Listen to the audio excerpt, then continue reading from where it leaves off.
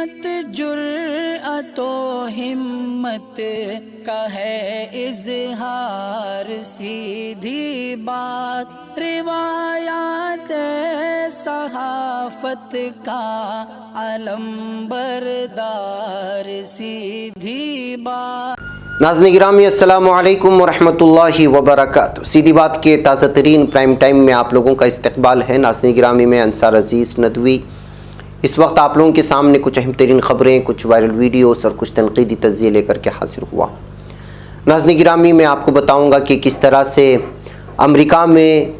ایک ایسا مسودہ تیار کیا گیا ہے جس میں بھارت میں، چینا میں اور میانمار میں جس طرح سے مسلمانوں پر ظلم و ستم ہوا ہے، اس سلسلے میں ایک بہت ہی لمبی رپورٹ تیار کی گئی ہے جو کانگریس میں یہاں کے سنسد میں پیش کی جائے گی۔ اس کی تفصیلات رکھوں گا۔ تو وہیں پر راشٹریہ سیوم سیوک سنگھ کے سر نے کیا بیان جاری کیا ہے رائٹ اور لیفٹ کہہ کر کے، اور پونے میں نامعلوم بدماشوں نے دن دہاڑے بینک میں گھس کر فلمی انداز میں جس طرح لوٹ مچائی ہے، بنگلورو کے ایک ایئرپورٹ میں کس طرح سے جو پرانے زمانے سے تعلق رکھنے والی ایک مورتی کو اسمگل کرنے کی کوشش کی جا رہی تھی،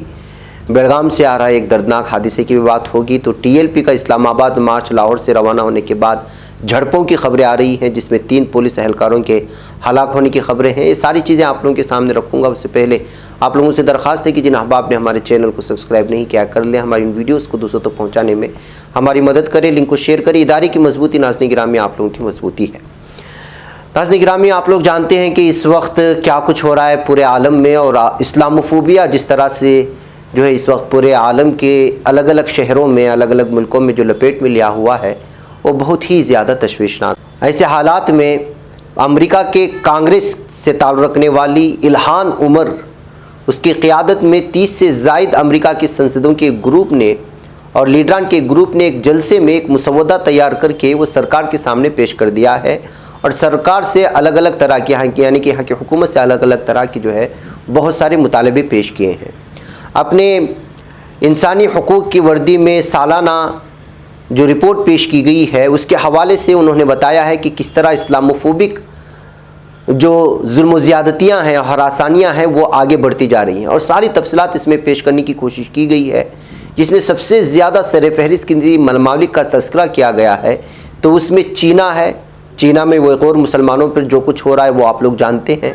اس کے علاوہ میانمار کا تذکرہ کیا گیا ہے جہاں روہنگیا مسلمانوں کے ساتھ جو ظلم و ستم ابھی بھی جاری ہے، اور اس کے علاوہ بھارت میں، اور بھارت کا تذکرہ اس وجہ سے کیا گیا ہے کہ یہاں پر جو ہے مسلمانوں پہ جو آئے روز ماب لنچنگ کی وجہ سے جو حملے ہوئے اور ہو رہے ہیں، جس انداز میں جو ہے الگ الگ طرح سے ہراساں کرنے کی کوشش کی جا رہی ہے، کارنر کرنے کی کوشش کی جا رہی ہے، ان تمام چیزوں کو اس مسودے میں پوری طرح سے جگہ دی گئی ہے۔ اور اسلاموفوبیا کے حوالے سے نیوزی لینڈ میں جو حملے ہوئے، کینیڈا میں جو حملے ہوئے، اس کے علاوہ اور بھی بہت سارے ملکوں کا تذکرہ کیا گیا ہے۔ اس کے علاوہ ایران اور یمن اور ایسے بہت سارے علاقوں کا بھی تذکرہ کیا گیا ہے جہاں مسلمان کثیر تعداد میں ہیں، تو دیگر اقلیتی طبقوں پر کس طرح حملے ہوئے ہیں۔ ایسا نہیں کہ کسی ممالک کو چھوڑ دیا گیا، بلکہ پورے مسودے میں ساری تفصیلات پیش کرنے کے بعد یہ کہا گیا ہے کہ اب امریکہ کو چاہیے کہ ایک الگ ایسی ٹیم بنائے جس میں جو ہے پوری طرح سے اس چیز پر نظر رکھی جائے کہ کیوں اس پر جو ہے حملے کیے جا رہے ہیں مسلمانوں پر، اور کیوں اسلاموفوبیا بڑھا چڑھا کر کے پیش کی جا رہی ہے۔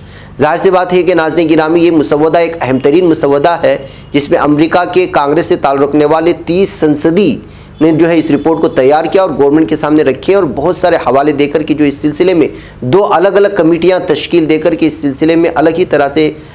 تحقیق اور چھان بین کرنے کا بھی مطالبہ کیا گیا ہے۔ تو ظاہر سی بات ہے کہ اب یہ مسودہ وہاں کی حکومت میں پیش کیا جائے گا تو یہ سرخی بن جائے گی، اور سب سے افسوسناک بات یہ ہے کہ اب جو ہے بھارت کو ان 3 بڑے ممالک میں شامل کر دیا گیا ہے جہاں پر سب سے زیادہ مسلمانوں پر ظلم و ستم ہوتا ہے۔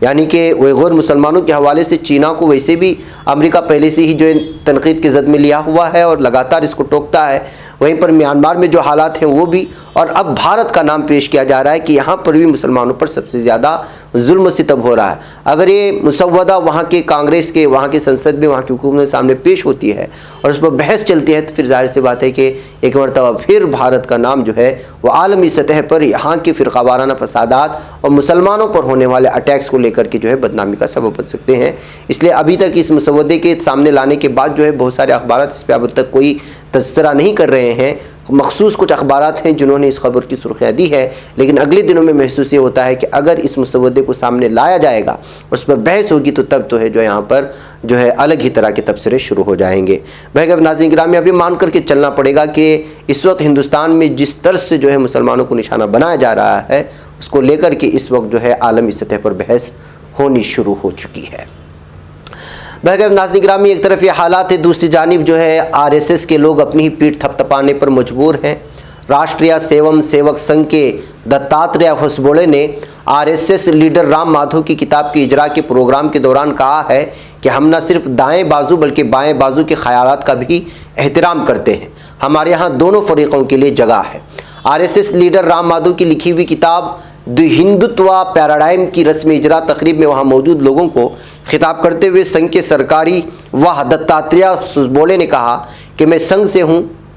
ہم نے سنگھ کے تربیتی کیمپوں میں کارکنوں کو کبھی نہیں کہا کہ ہم دائیں بازو ہیں، ہمارے کئی خیالات بائیں بازو کی طرح ہیں، ہمارے یہاں بائیں اور دائیں دونوں فریقوں کے نظریات کے لیے جگہ ہے کیونکہ ایک انسانی تجربہ ہے۔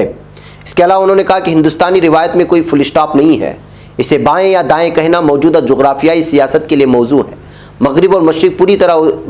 پوری طرح سے ایسے نہیں ہے، ہم نے کبھی نہیں کہا کہ ہم دائیں بازو ہیں۔ ساتھ ہی انہوں نے کہا کہ جغرافیائی یا سیاسی تقسیم مشرق اور مغرب کی طرف ہے جو لبرائزیشن، پرائیویٹائزیشن اور گلوبلائزیشن کے بعد دھندلے اور مدھم پڑ گئے ہیں۔ بہرکیف ناظرین گرامی، آج کل ہندوتوا لیڈروں کے الگ الگ طرح کی کتابیں جو ہندوتوا کو بڑھاوا دیتی ہیں، وہ الگ الگ طرز اور الگ الگ عنوانات کے ساتھ اس وقت منظر عام پر آ رہی ہیں اور لوگوں کے ذہنوں میں ایک الگ ہی تصویر ہندوستان کی پیش کرنے کی کوشش کی جا رہی ہے۔ پہلے سے بھی یہ الزامات لگتے رہے ہیں کہ جو ہے یہاں کی حقیقی تاریخ کو مس کر کے RSS کوئی اور ہی تاریخ جو ہے ہندوستان میں لانا چاہتی ہے جو انہی کی پیٹھ تھپتھپائے۔ ایسے حالات میں جو ہے جب کبھی RSS کے سلسلے میں یا ان سے متعلق کسی شخص کی کتاب جو ہے وہ اجرائی اس کی رسم ہوتی ہے تو سرخیاں بن جاتی ہیں۔ ظاہر سی بات ہے کہ اس کے منفی اثرات پر کسی طرح کے تذکرے نہیں ہوتے، البتہ مثبت کسی پہلو کو لے کر کے یہاں کے جو میڈیا گھرانے ہیں وہ ڈیبیٹ کرنے لگتے ہیں اور اس کو ایک الگ ہی سوچ جو عام سیکولر ہندو ہے اس کے ذہنوں میں بٹھا کر کے RSS کے لیے دروازے کھولنے کی کوششیں ہوتی ہیں۔ بہرکیف ناظرین گرامی، اب لیفٹ اور رائٹ کی اس بات کو لے کر کے RSS ایک مرتبہ پھر جو ہے وہ سرخیوں میں آ چکی ہے۔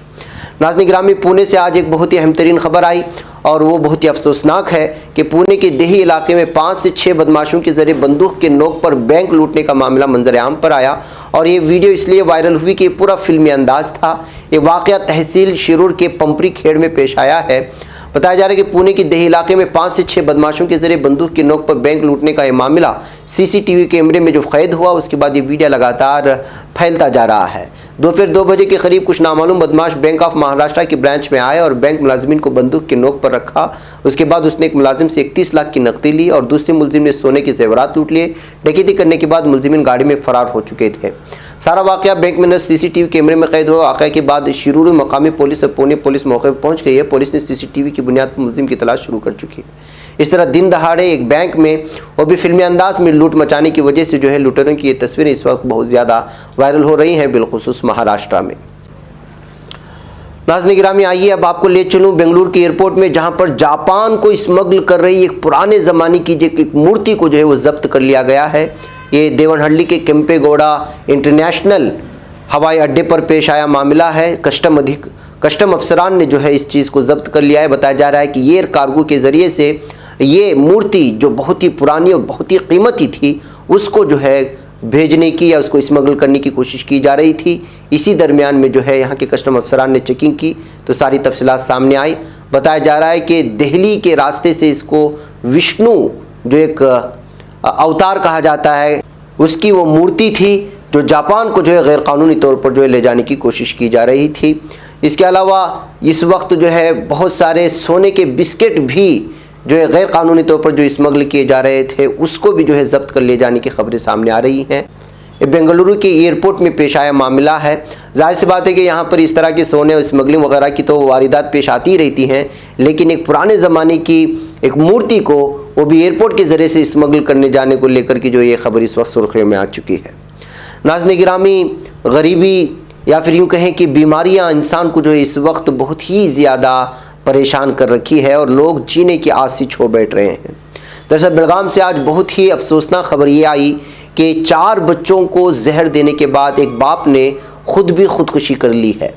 جی ہاں، دراصل اس کی بیوی کے بارے میں بتایا جا رہا ہے کہ بلیک فنگس کی وجہ سے اس کی بیوی کا انتقال ہوا تھا، جس کی وجہ سے وہ بہت ہی زیادہ دل برداشتہ تھا۔ بیلگام تعلقے کے بورگل دیہات سے اس کا تعلق ہے۔ کیا آپ بھی اچھے رشتے نہ ملنے کی وجہ سے پریشان ہیں؟ ہمارے پیارے نبی کا فرمان ہے کہ نکاح نصف ایمان ہے، لیکن آج کے دور میں اچھے رشتے ملنا بہت مشکل ہے، جس وجہ سے ہمارے زیادہ تر مسلمان بھائی بہن غلط رشتوں کی گرفت میں آ کر گناہ کر رہے ہیں۔ اس پریشانی کے مد نظر ہم آپ کے لیے رشتہ خاص ایپ لے کر آئے ہیں، جس سے آپ گھر بیٹھے بڑی آسانی کے ساتھ اچھے رشتے تلاش کر سکتے ہیں۔ یہ ایپ بالکل فری ہے اور امت مسلمہ کی خدمت کے لیے بنایا گیا ہے، تو آج ہی رشتہ خاص ایپ انسٹال کریں اور اسے شیئر کریں۔ اس نیک کام میں ہمارا ساتھ دیں اور معلومات کے لیے وزٹ کریں ہماری ویب سائٹ www.rishtehkhas.com۔ ناظرین، زہر دینے کی وجہ سے 4 بچیوں کا انتقال ہو چکا ہے، جس میں سومیا عمر 19 بتائی گئی ہے، شویتا اس کی عمر 16، ساکشی اس کی عمر 11 اور سیجن اس کی عمر 8 سال بتائی گئی ہے۔ اور جس شخص نے انتقال ہوا ہے، جس نے خودکشی کی ہے، اس کی عمر 46 سال بتائی جا رہی ہے۔ بلیک فنگس کی وجہ سے جو اس کی بیوی کچھ دن پہلے ہی انتقال کر گئی تھی، اسی کے چلتے جو ہے وہ جوجھ رہا تھا، اس کے بعد جو ہے بچوں کو بھی مار کر خود بھی خودکشی کر لی ہے۔ چونکہ بچوں کے ساتھ باپ نے خودکشی کر لی ہے اور وجہ بیماری تھی اور بیوی کی موت تھی، تو اس وجہ سے خبر بہت زیادہ سرخیوں میں آئی۔ ظاہر سی بات ہے ناظرین گرامی، انسان کس طرح جوجھتا ہے بیماریوں سے اور پریشانیوں سے اور قوت سے اور بہت سارے مسائل سے، اس طرح کی خبریں جب سامنے آتی ہیں تو پھر جو ہے جو کوئی بھی آدمی چھوٹی سی چھوٹی چیز کو لے کر کے بھی خوشی ہے، مسرت میں ہے اور بہتر اور سکون عافیت کے ساتھ زندگی گزار رہا ہے، تو اس کو اپنے رب کا شکر گزار ہونا چاہیے۔ آئیے ناظرین گرامی، میں پاکستان کی خبر کی جانب لے چلوں اور آپ کو وہاں سے جو آج کی ہنگامہ خیز خبر ہے پاکستان کے لیے بھی اور پاکستانیوں کے لیے بھی، کہ پاکستان میں کل عدم تنظیم تحریک لبیک پاکستان TLP کے کارکنوں اور پولیس کے درمیان لگاتار جھڑپیں ہونے کی خبریں سامنے آ رہی ہیں اور پورا علاقہ اس وقت ایک جنگی منظر پیش کر رہا ہے، اور اس تصاویر کے ذریعے سے بھی آپ اندازہ لگا سکتے ہیں۔ بتایا جا رہا ہے کہ اس میں 3 پولیس اہلکار بھی ہلاک ہو چکے ہیں اور کئی زخمی بھی ہو چکے ہیں۔ جھڑپوں کے باعث TLP کے کارکنوں کی بھی زخمی ہونے کی اطلاعات ہیں۔ ترجمان لاہور پولیس انسپکٹر رانا عارف کے مطابق لاہور کے علاقے ضلع کچہری کے قریب TLP کی ریلی میں شامل گاڑیوں کی ٹکر سے 3 پولیس اہلکار زخمی ہوئے، جنہیں اسپتال منتقل کیا گیا تھا، جس میں سے 2 ہلاک ہو چکے ہیں۔ دوسری جانب پنجاب کے وزیر اعلیٰ عثمان بزدار کی جانب سے جاری کیے گئے بیان میں کہا گیا کہ TLP کے ساتھ جھڑپوں میں 3 پولیس اہلکار ہلاک ہوئے۔ وزیر اعلیٰ عثمان بزدار کے بیان کے مطابق پولیس اہلکار فرائض کی ادائیگی کے دوران ہلاک ہوئے ہیں۔ انہوں نے یہ بھی کہا کہ قانون کی عملداری کو ہر صورت میں یقینی بنایا جائے گا۔ وزیر اعلیٰ نے متنبہ کیا کہ قانون ہاتھ میں لینے والے عناصر کے خلاف سخت کارروائی ہوگی۔ انہوں نے یہ بھی کہا کہ انصاف کے تقاضے پورے کیے جائیں گے، کسی کو بھی قانون ہاتھ میں لینے کی اجازت نہیں دی جا سکتی۔ قبل ازیں لاہور کے علاقے MOU کالج کے قریب پولیس اور TLP کے درمیان تصادم ہوا تھا، جس میں ایک SHO سمیت 10 پولیس اہلکار زخمی ہوئے تھے۔ پولیس کا دعویٰ ہے کہ TLP کے مشتعل کارکنوں کے پاس ڈنڈے اور پتھر ہیں، جن کا وہ آزادانہ استعمال کر رہے ہیں۔ ترجمان لاہور پولیس انسپکٹر رانا عارف کے مطابق پہلے TLP کے کارکنوں کی جانب سے ایک پولیس چوکی پر حملہ کیا گیا تھا، جس کے بعد پولیس نے آنسو گیس کی شیلنگ کی ہے۔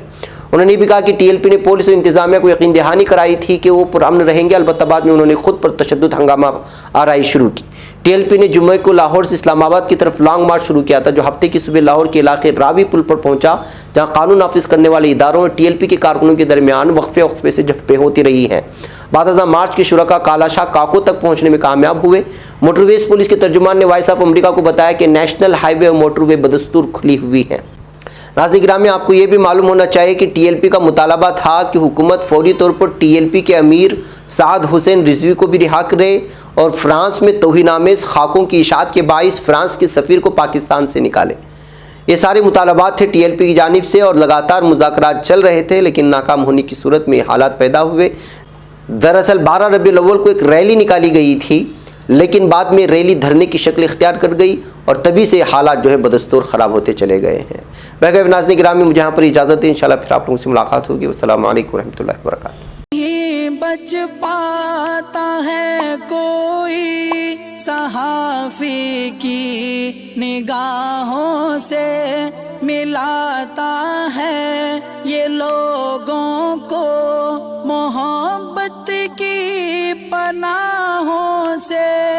کرم اور درد مندی کا ہے ایک سنسار سیدھی بات، عزیمت جرأت و ہمت کا ہے اظہار سیدھی بات، عزیمت جرأت و ہمت کا ہے اظہار سیدھی بات۔ یہ چین الحق نگر بن کر کچل دیتا ہے فتنوں کو،